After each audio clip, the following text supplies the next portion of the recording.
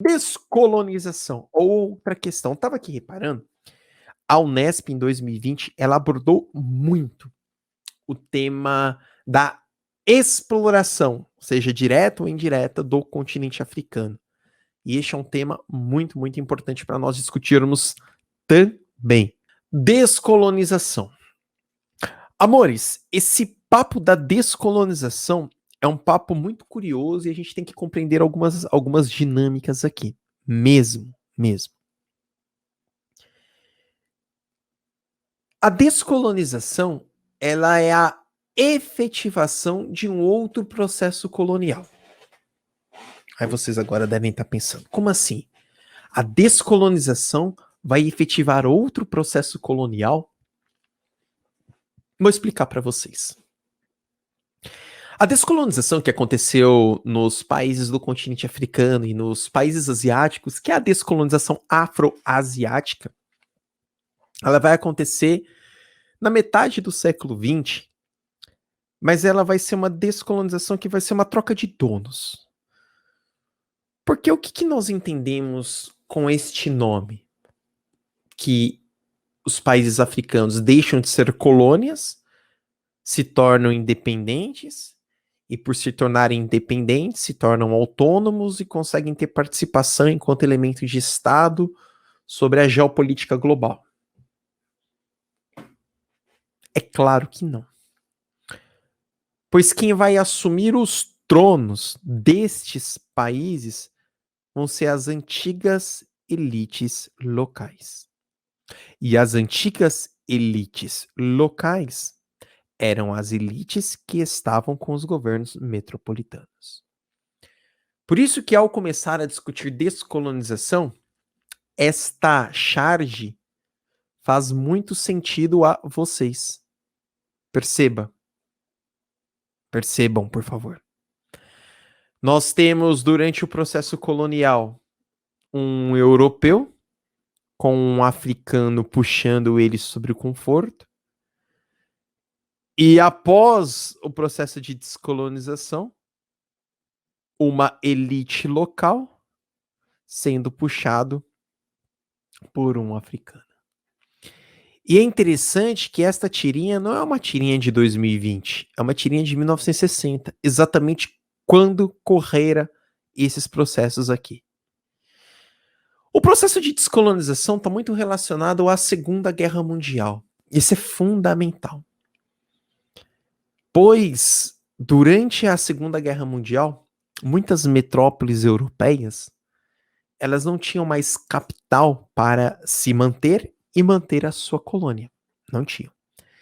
Para ficar fácil para vocês, eu vou tentar ilustrar a minha fala com o seguinte exemplo.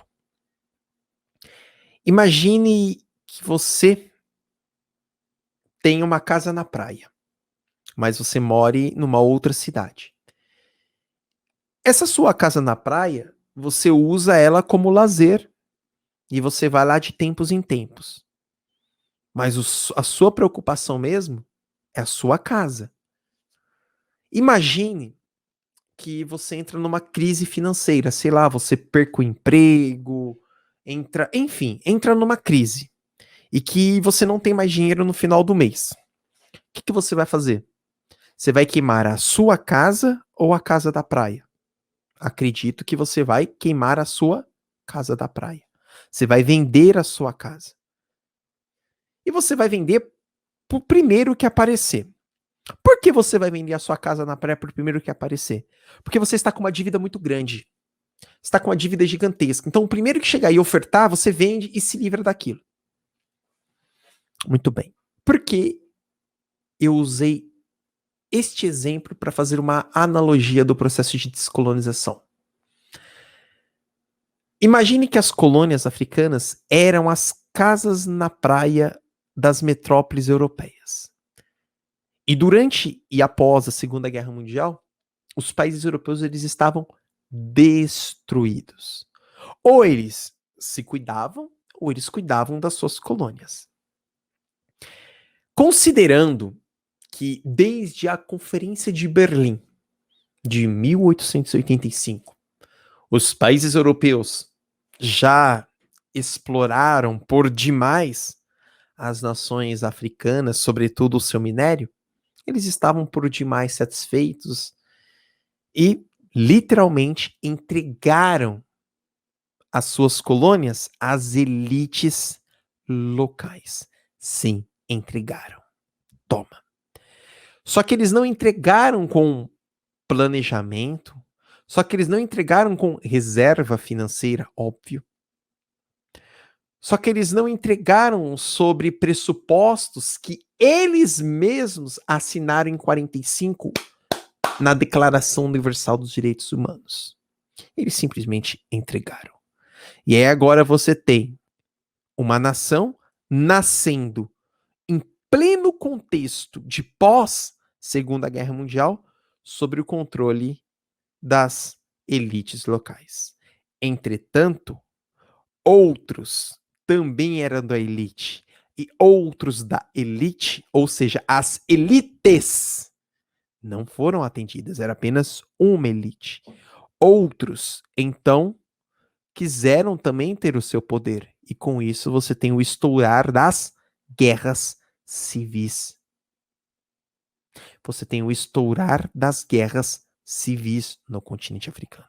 E é óbvio, gente, que o mundo vai se organizar sobre a perspectiva de duas nações ou de dois contextos sociopolíticos: socialismo, capitalismo, a Guerra Fria.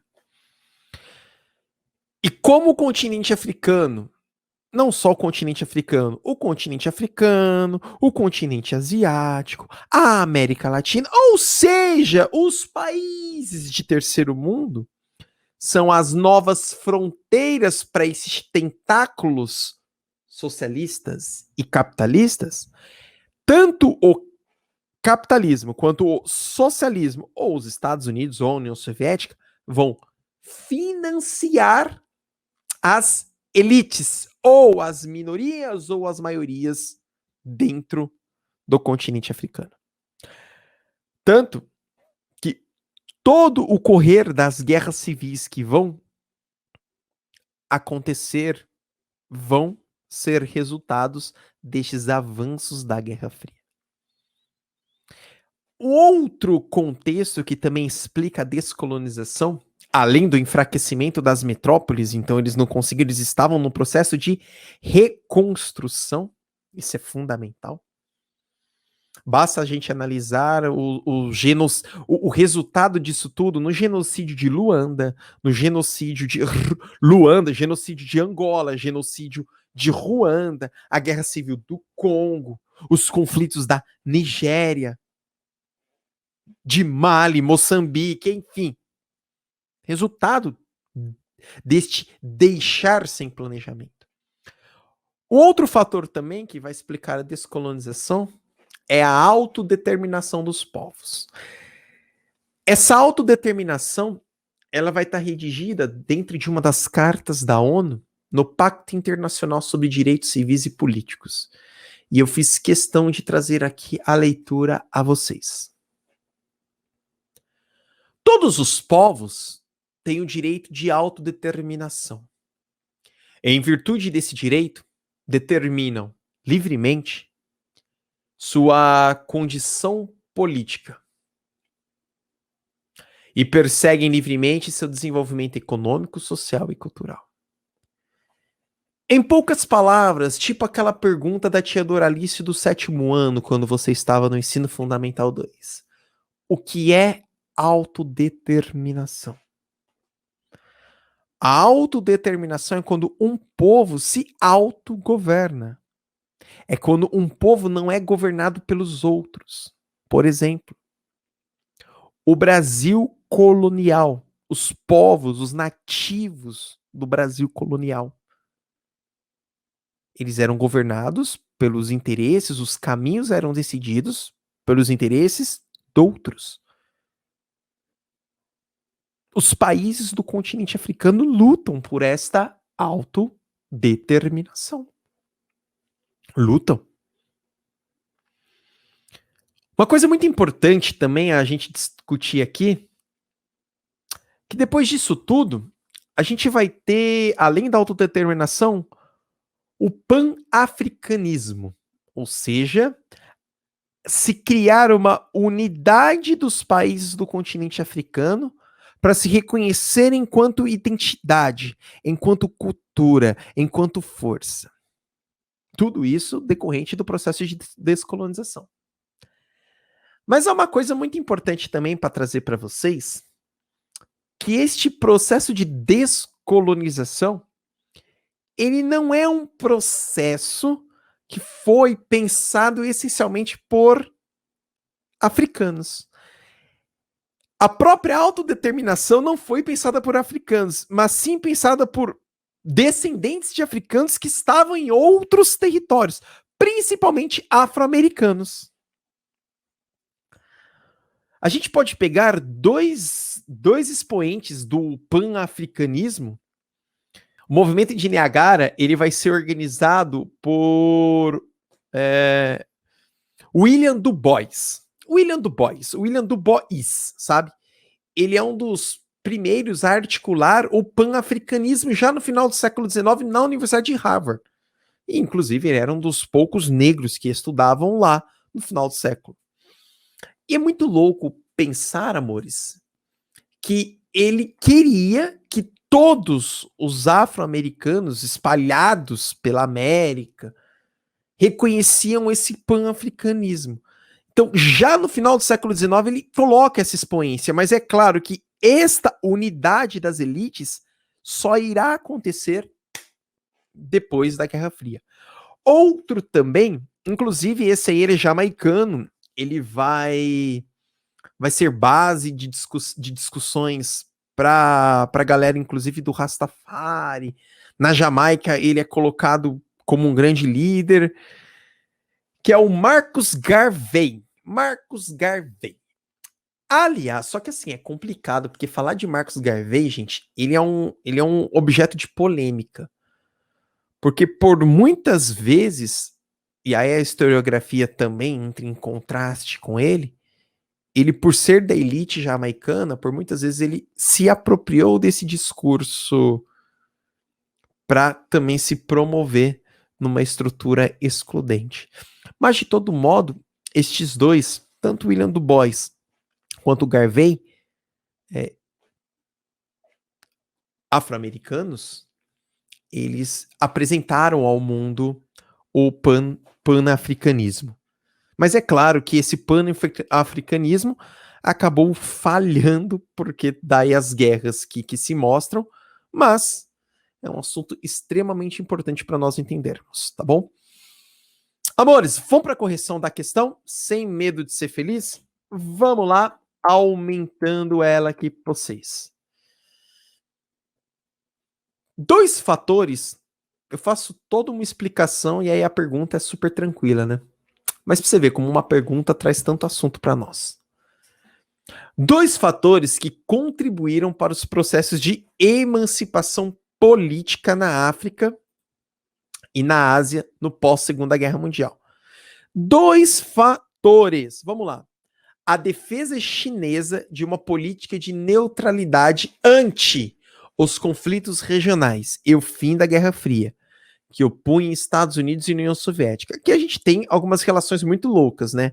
Primeiro que China, durante a Guerra Fria, ela não vai se opor a uma política de neutralidade. Inicialmente, ela adota o discurso soviético e, depois, com a Revolução Cultural, ela segue o seu próprio caminho. Inclusive, é quando China e Rússia quebra os seus laços. Outra coisa também é muito importante a gente analisar aqui, o fim da Guerra Fria, pelo contrário, o processo de emancipação política na África, tanto na África quanto na Ásia, a Ásia com a Conferência de Bandung, eles se efetivam durante a Guerra Fria, tá bom? B, a partilha europeia do continente africano e a crise do petróleo. Bom, aqui a gente tem dois elementos que estão historicamente bem distantes. Partilha do continente africano, 1885, crise do petróleo, 1970. 1885, 1970, você não tem nenhum contexto que explica aqui essa emancipação política. E aí, quando você continua o que vem posterior à vírgula, você chega e diz assim, ó, que obrigou os países ricos a negociar com lideranças políticas da África e do Oriente Médio. Acho que tá bem fora aqui. 2 fatores que contribuíram: o nacionalismo de organizações civis dentro das colônias e o princípio da autodeterminação dos povos, que era defendido pela ONU. Aqui, amores, ó, o nacionalismo, a autodeterminação, o panafricanismo e o princípio de autodeterminação que era defendido pela ONU. Professor, como assim defendido pela ONU? Onde todos os povos têm o direito de autodeterminação. Em virtude desse direito, determinam livremente sua condição política e perseguem livremente seu desenvolvimento econômico, social e cultural. Beleza? Então, essa questão é a C de certo. Vamos colocar ela em canetinha, só para a galera não se perder. Então, essa é a questão C de certo. Vamos voltar aqui para o laser. A crescente autossuficiência econômica dos países africanos. Gente, aqui eu já poderia até parar a leitura. A crescente autossuficiência, pelo contrário, quando eu comecei a discussão com vocês. O próprio processo de descolonização, ele efetiva ainda mais a colonização. Ele infere mais ainda esta dependência aos tentáculos estrangeiros imperialistas. E a ascensão econômica dos países do chamado terceiro mundo. Aliás, amores, a ascensão econômica dos países do terceiro mundo, a gente pode colocar assim, em pequenas pílulas. Se a gente pegar o pacotão do terceiro mundo, talvez a ascensão econômica...